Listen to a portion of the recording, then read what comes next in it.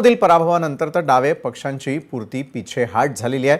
याकडे अजित नवले आपण कशा प्रकारे पाहता याचं मला उत्तर अपेक्षित आहे, कारण काँग्रेस त्या ठिकाणी पुढे जाताना दिसून आली। गोपाल तिवारी, मी आपल्याकडे देखील येणारच आहे। हे बघा, काँग्रेस आणि डावे हे केरळमध्ये आलटून पालटून सत्तेवर येण्याचा प्रदीर्घ इतिहास राहिलेला आहे। मागच्या वेळी मात्र याच्यामध्ये कोविडच्या पार्श्वभूमीवर आमचे मुख्यमंत्री पिनराई विजयन आणि टीमने ज्या प्रकारचं काम केलं त्यामुळे सलग दोनदा आम्हाला तिथे सत्ता मिळाली। अदरवाईज ज्या प्रकारचा ट्रेंड त्या ठिकाणी सेट झालेला होता त्यानुसार मागच्याच वेळी खरं तर काँग्रेस त्या ठिकाणी आलं असतं।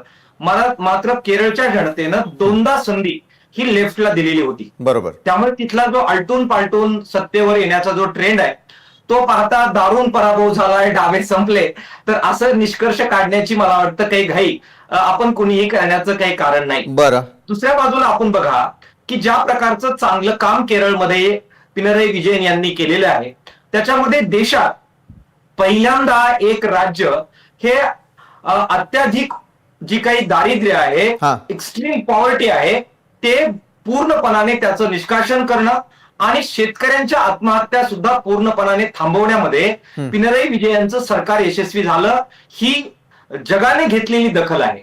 त्यामुळे तिथे पराजय झालेला जरी असला तरी त्या ठिकाणचा जो ट्रेंड आलटून पालटून काँग्रेस आणि डावे यांच्यामध्ये सत्ता बदलाचा असतो त्याचा तो परिणाम आहे।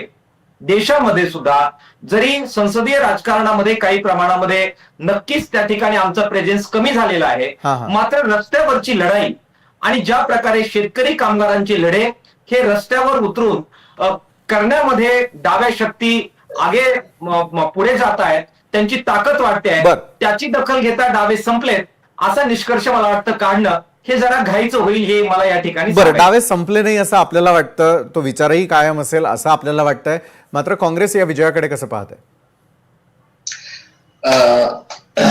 मी पहिला अजित चव्हाणांचा, आमचे मित्र, त्यांचं नक्कीच आभार मानतो, अभिनंदन करतो की त्यांनी 2 राज्यात काँग्रेस आणि काँग्रेस मित्र पक्षांची सत्ता येते हे मान्य केलंय आणि तिथे मात्र तुम्ही निवडणूक आयोग वगैरे वगैरे याविषयी शंका उपस्थित नाही केली। याविषयी त्यांनी ते किमान 2 राज्यात तरी त्या ठिकाणी मान्य केली, त्याबद्दल त्यांना अजितरावांना धन्यवाद। मुद्दा असा आहे की या विषयावर मी गेलोच नाही। मी बंगाल आणि आसाममध्ये तृणमूल काँग्रेस आणि काँग्रेसचे किती प्रस्थापित नेते यांची तोडफोड करून यांनी घेतलं हे तर। आता तसं म्हटलं तर बंगालमध्ये 1.5 लाख सीआरपीएफचे जवान आणले जे आजपर्यंत 24च्या लोकसभेला पण नव्हते।